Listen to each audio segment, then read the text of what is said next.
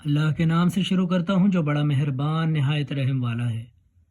جو لوگ اپنے مال خدا کی راہ میں خرچ کرتے ہیں ان کے خرچ کی مثل اس دانے کی سی مثل ہے جس کی 7 بالیاں نکلیں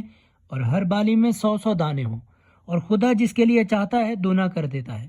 اور خدا بڑی گنجائش والا اور ہر چیز سے واقف ہے۔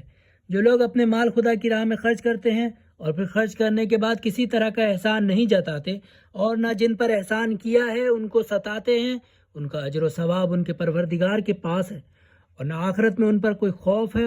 اور نہ وہ غمگین ہوں گے۔ سائل کو نرمی سے جواب دے دینا، اس کے اصرار پر نہ جھڑکنا، بلکہ اس سے درگزر کرنا اس خیرات سے کہیں بہتر ہے جس کے بعد سائل کو ایذا پہنچے، اور خدا ہر شے سے بے پرواہ اور بردبار ہے۔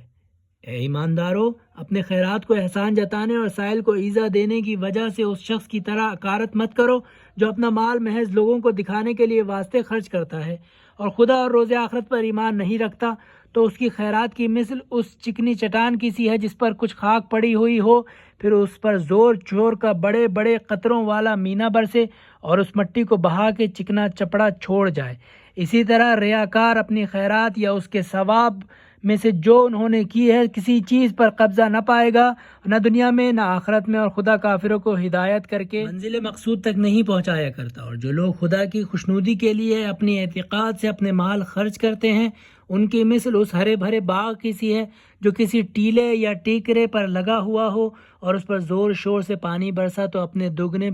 پھل لایا، اور اگر اس پر بڑے دھڑے کا پانی نہ بھی برسے تو اس کے لیے ہلکی پھواری کافی ہے۔ اور جو کچھ تم کرتے ہو خدا اس کی دیکھ بھال کرتا رہتا ہے۔ بھلا تم میں کوئی بھی اس کو پسند کرے گا کہ اس کے لیے کھجوروں اور انگوروں کا ایک باغ ہو، اس کے نیچے نہریں جاری ہوں اور اس کے لیے اس میں طرح طرح کے میوے ہوں، اور اب اس کو بڑھاپے نے گھیر لیا ہو، اس کے چھوٹے چھوٹے ناتواں کمزور بچے ہیں کہ ایک بارگی اس باغ پر ایسا بگولا آ پڑا جس میں آگ بھری تھی کہ وہ باغ جل بھن کر رہ گیا۔ اور خدا اپنے احکام کو تم لوگوں سے یوں صاف صاف بیان کرتا ہے تاکہ تم غور کرو۔